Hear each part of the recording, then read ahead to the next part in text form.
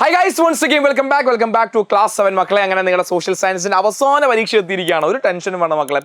നമ്മൾ ഇവിടെ എന്തിനാണുള്ളത്? എന്തിനാ ചേട്ടൻ?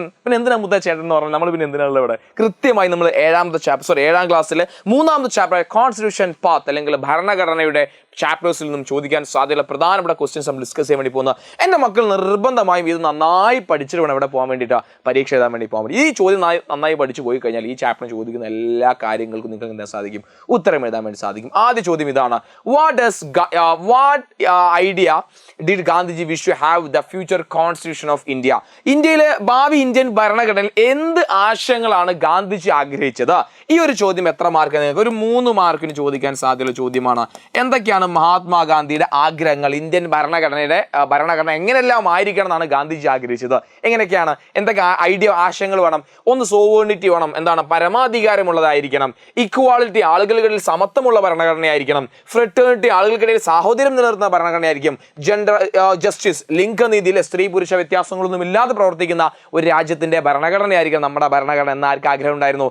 മഹാത്മാഗാന്ധിക്ക് ആഗ്രഹം ഉണ്ടായിരുന്നു. അത് പഠിച്ചു വെക്കണം. റെഡി? അടുത്ത ചോദ്യം നോക്കാം. Find out the features of the government of India act 1935. 1935 നമ്മുടെ ഭരണഘടന നിലവിൽ വരുന്നതിന് മുന്നേ നമ്മൾ ഫോളോ ചെയ്ത ഒരു ഭരണഘടനയാണ് ബ്രിട്ടീഷുകാർ നടപ്പിലാക്കിയ ഏത് ഭരണഘടന?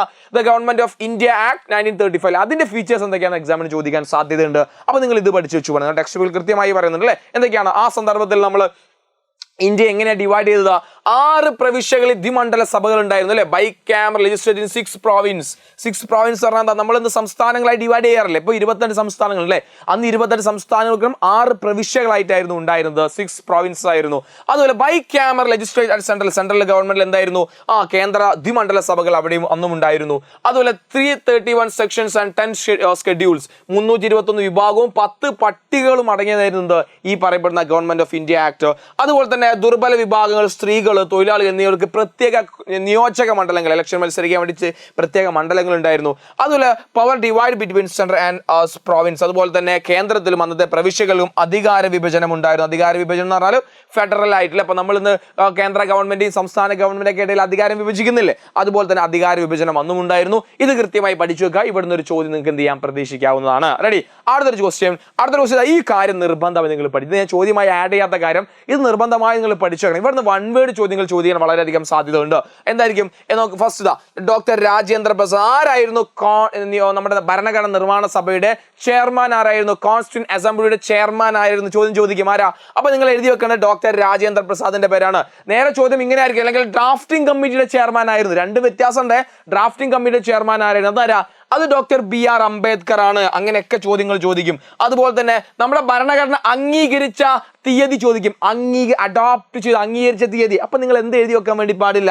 ജനുവരി 26 എഴുതി വെക്കാൻ വേണ്ടി പാടില്ല. അപ്പൊ നിങ്ങൾ ഏത് എഴുതി വെക്കേണ്ടത്? അപ്പൊ നിങ്ങൾ എഴുതേണ്ടത് 26 നവംബർ 1914, 1949 നവംബർ 26 അംഗീകരിച്ചത്. ഔദ്യോഗികമായി നിലവിൽ വന്ന ഡേറ്റ് ആണ് ഇത് 1950 ജനുവരി 26. ഇത് മാറിപ്പോകാൻ പാടില്ല കേട്ടോ മക്കളെ.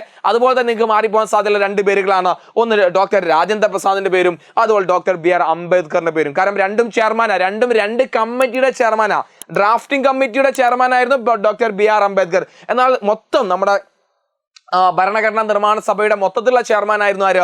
ഡോക്ടർ രാജേന്ദ്ര പ്രസാദ്. പഠിച്ചു വെക്കുക. അതുപോലെ തന്നെ എത്ര സമയമെടുത്ത് നമ്മുടെ ഭരണഘടന നമ്മൾ നിലവിൽ വന്നത്? അത് ഏകദേശം 2 വർഷവും 11 മാസവും 17 ദിവസവും എടുത്തതാണ് നമ്മുടെ ഭരണഘടന നിലവിൽ വന്നിട്ടുള്ളത്. എൻ്റെ മക്കളെ ഓർമ്മയിൽ ഉണ്ടായിരിക്കണം, മറന്നു പോകാൻ പാടില്ല. റെഡി?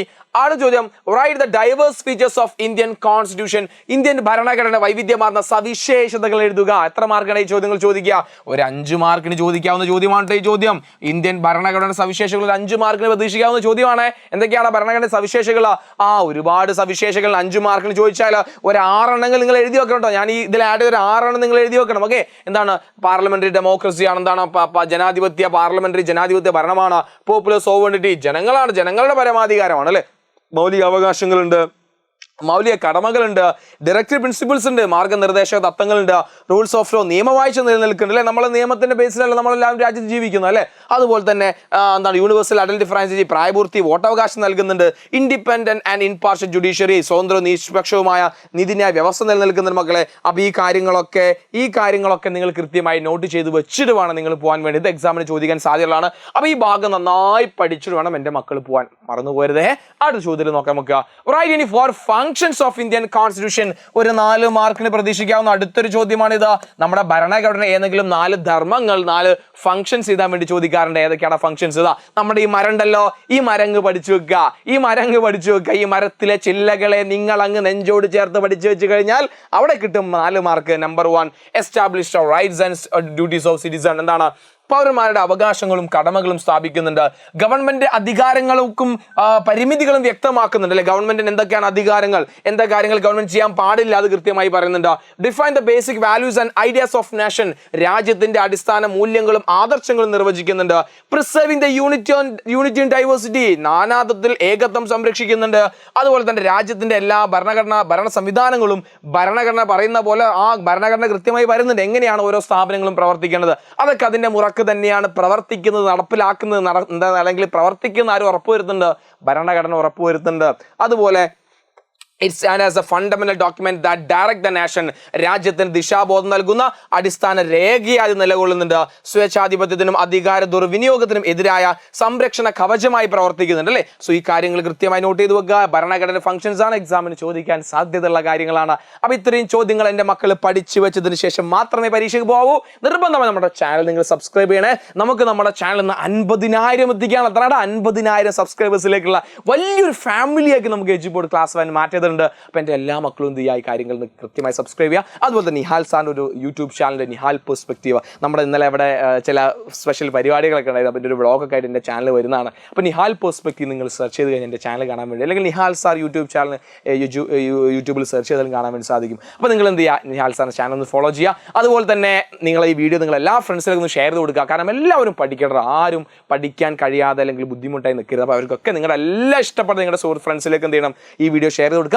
നമ്മളെ വീഡിയോനെ പറ്റിയുള്ള അഭിപ്രായങ്ങൾ നിങ്ങൾ താഴെ കമന്റ് ചെയ്യുക, ലൈക്ക് ചെയ്യാൻ മറക്കരുത്. അപ്പോൾ ബാക്കി മുഴുവൻ ഡീറ്റെയിൽ ആയിട്ട് നമുക്ക് അവിടെ ലൈവിൽ ഡിസ്കസ് ചെയ്യാം. അപ്പോൾ എല്ലാവരോടും താങ്ക് യു, ബൈ.